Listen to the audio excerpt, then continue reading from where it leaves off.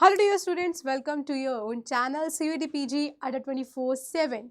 तो आज हम बात करने जा रहे हैं आप सबके एक बहुत ही ऐसे सवाल की जो आपको अंदर से खाए जा रहा है और हर एक क्लास में, हर एक टीचर की क्लास में आप यही पूछ रहे हो कि मैम एग्ज़ाम का शेड्यूल कब आएगा, एडमिट कार्ड कब आएगा।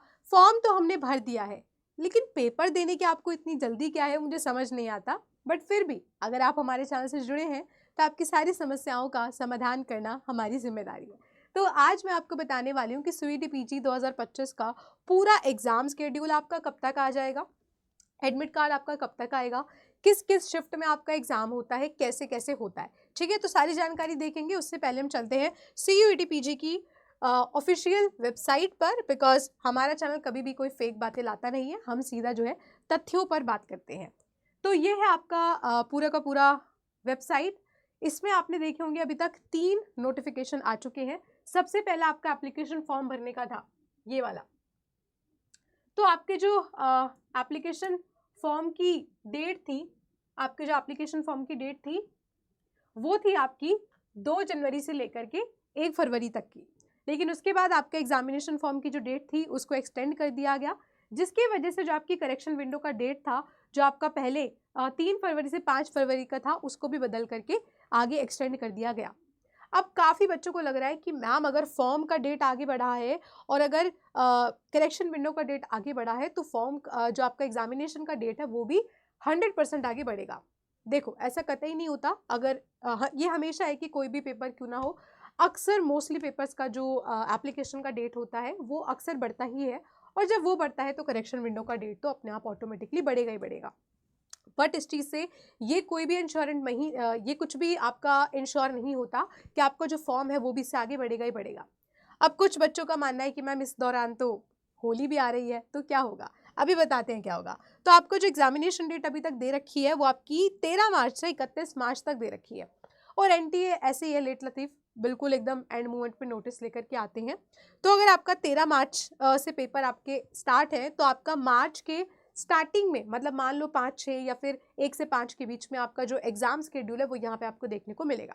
अब आपका एग्जाम शेड्यूल कैसे होने वाला है उस पर भी बात कर लेते हैं कि कौन सा एग्जाम आपका कब होता है। काफ़ी सारे बच्चों को लग रहा है कि मैम अगर मैंने 3 पेपर कोड चूज़ करे थे, अगर 4 पेपर कोड चूज़ करे थे, तो क्या मुझे तीनों चारों पेपर एक साथ एक सिटिंग में देने हैं? नहीं।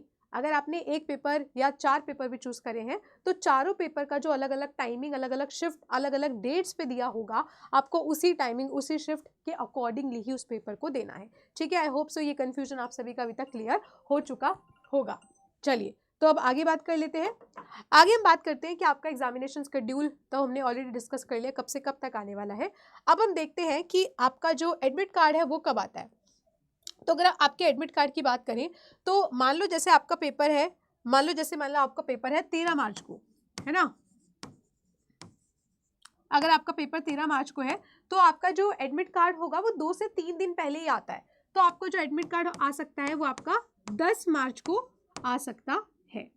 ठीक है, 10 मार्च को क्या आ सकता है आपका admit card. I hope so ये वाली कंफ्यूजन आपकी दूर हो गई होगी। और सबका एडमिट कार्ड साथ में नहीं आता। अगर आपका पेपर 16 को है तो आपका एडमिट कार्ड 13 के आसपास आ सकता है। अगर आपका पेपर 19 को है तो आपका एडमिट कार्ड 15-16 के आसपास आ सकता है। सबका एडमिट कार्ड साथ में नहीं आता है। ठीक है, अब बात करते हैं कि आपके एग्जामिनेशंस कैसे होने वाले हैं। तो आपके एग्जाम होंगे 3 शिफ्ट में, क्योंकि पिछली बार भी आपके जो एग्जाम थे वो 3 शिफ्ट में होंगे। तो ऐसा कुछ बच्चों के साथ हो सकता है कि मान लो आपने 2 कोई ऐसे पेपर भरे थे जो एक दिन में है। वैसे यूजुअली ये वाला जो इंसिडेंट है वो कम होता है, बट ऐसा हो सकता है कि अगर आपने 2 पेपर भरे थे और अगर वो उसी दिन 2 शिफ्ट में है तो वो आपको वो 2 देने पड़ सकते हैं। बट ऐसा नहीं होगा कि आपका सेंटर इतना दूर दे दिया जाएगा उसमें कि आप दे ही ना पाओ। ठीक है, तो NTA भी सारी बातों को समझता है, ऑप्शन उसी ने दिया था ना पेपर भरने का। तो यहाँ पे जो 3 शिफ्ट में आपका पेपर होने वाला है, सुबह से आपकी शिफ्ट शुरू हो जाती है, एक आफ्टरनून की होती है और एक इवनिंग की होती है। अब दिक्कत समस्या ये आ रही है, बच्चे कह रहे हैं कि मैम बीच में होली है तो क्या 100% पेपर आगे बढ़ेंगे? तो देखो, एग्जामिनेशन स्टार्ट की भी कुछ खास लेट डेट नहीं है। अगर 11 से डेट दे रखी है और अगर 13-14 के आसपास आपकी होली है तो ज़्यादा से ज़्यादा वो एग्ज़ाम को 1 से 2 दिन आगे बढ़ा सकते हैं, या फिर उस दिन वाले एग्ज़ाम पे नहीं रखेंगे, उसको आगे रख लेंगे। मतलब जो होली वाला दिन होगा उस दिन एग्ज़ाम नहीं रखेंगे, उसको आगे कर लेंगे, आगे किसी डेट पे रख देंगे। लेकिन अभी ऐसा कुछ क्लियर नहीं है कि पक्का एग्जामिनेशन बहुत आगे जाएगा ही जाएगा। ठीक है। तो अभी जो आप अपनी तैयारी है वो अपनी 11 मार्च के अकॉर्डिंगली ही रखिए। और अगर आप अभी चैनल पे नए हैं और आपकी तैयारी अभी तक पूरी नहीं हुई है तो आप हमसे अड्डा 24/7 के कोर्सेज से भी जुड़ सकते हैं जो कि सबसे बेस्ट और अफोर्डेबल है।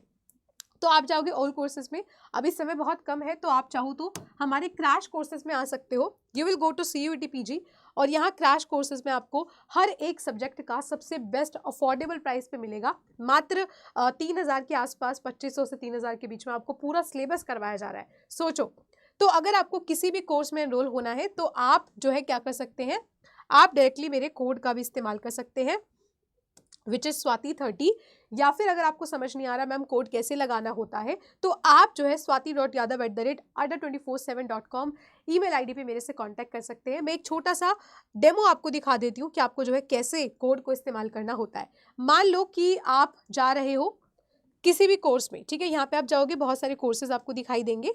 हम किसी भी कोर्स में चले जाते हैं, हम MBA के कोर्स में चले जाते हैं, तो यहाँ पे आपको बाय नाउ पे क्लिक करना है एंड देन आपको टाइप करना है मेरा नाम, पहले वाले को हटा के। यू नीड टू रिमूव पहले वाला फर्स्ट, तभी आपका कोड लग पाएगा। तो यहाँ पे आपको टाइप करना है स्वाति30, ठीक है।